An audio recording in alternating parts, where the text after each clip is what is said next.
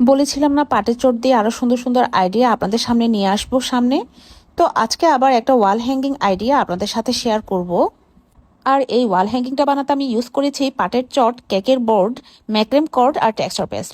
আপনারা চাইলে টেক্সচার পেস্টের পরিবর্তে হোয়াইট কালারের অ্যাক্রিলিক পেইন্টও ইউজ করতে পারবেন। পাশাপাশি আপনাদের বাসায় যদি স্টেন্সিল না থাকে তাহলে স্টেন্সিলের পরিবর্তে আপনারা হাত দিয়েও লিখে দিতে পারবেন, আপনাদের যদি হ্যান্ড রাইটিং ভালো হয়। আমার হ্যান্ড রাইটিং তেমন ভালো না, তাই আমি স্টেন্সিলটা ইউজ করেছি। আর স্টেন্সিল দিলে অনেক সুন্দর একটা রেজাল্ট আসে, তাই আমি স্টেন্সিলটা ইউজ করেছি। তো এবার আমি গোলাপের একটা স্টেন্সিল নিয়েছিলাম এবং এটাকে খুব ভালোভাবে ফিট করেছি স্কচ টেপ দিয়ে। এরপর আমি টেক্সচার পেস্ট ভালোভাবে লাগিয়ে নিব যাতে কোনো দিক দিয়ে খালি থেকে না যায়, এবং লাগানো শেষ হলে এবার আমি আস্তে করে স্টেন্সিলটা উঠিয়ে নিব এবং এটা ওঠানোর পর এত স্যাটিসফাইং একটা রেজাল্ট আসছে মাশাআল্লাহ।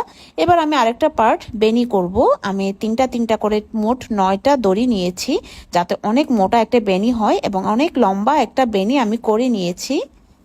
এরপর আমি সেই বেনিটা গ্লু গান ইউজ করে রেডি করে নেওয়া সেই ফ্রেমটার সাইড দিয়ে রাউন্ড করে লাগিয়ে দিব, এবং একটু বেশি করে গ্লু ইউজ করতে হবে যাতে টেকসই হয়, পরবর্তীতে উঠে না যায়।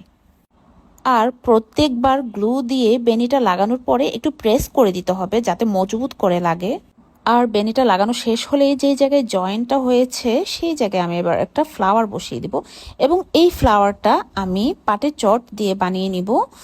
আর ফ্লাওয়ারটা বানানোর জন্য প্রথমে আমি ম্যাক্রম কোড দিয়ে গোল গোল করে বসিয়ে নিয়েছি। এরপর আমি একটা কেচি দিয়ে পাপড়িগুলো কেটে নিয়েছি। পাপড়িগুলো সবগুলো কাটা শেষ হয়ে গেলে আমি আবার একটা চটের উপরে সেই পাপড়িগুলোকে সুন্দর ফুলের শেপে বসিয়ে দিয়েছি, এবং মাঝখানে একটা কাঠের বিটস আমি গ্লু দিয়ে লাগিয়ে দিয়েছি, এবং কাঠের বিটসের চারপাশে আমি রাউন্ড করে পার্ল লাগিয়ে দিয়েছি। পার্ল লাগানো শেষ হলে এবার আমি আবারও গ্লু দিয়ে ওই যে জয়েনের জায়গায় ছিল সেই জায়গায় আমি এই ফ্লাওয়ারটা বসিয়ে দিব।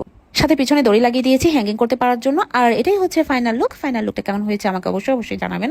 আমি তানজানাস ক্রিয়েশনস থেকে আপনাদের জন্য সবসময় এরকম ক্রিয়েটিভ আইডিয়া নিয়ে হাজির হব, আর এই জন্য অবশ্যই অবশ্যই চোখ রাখবেন তানজানাস ক্রিয়েশনসে। আজকের মতো আল্লাহ হাফেজ।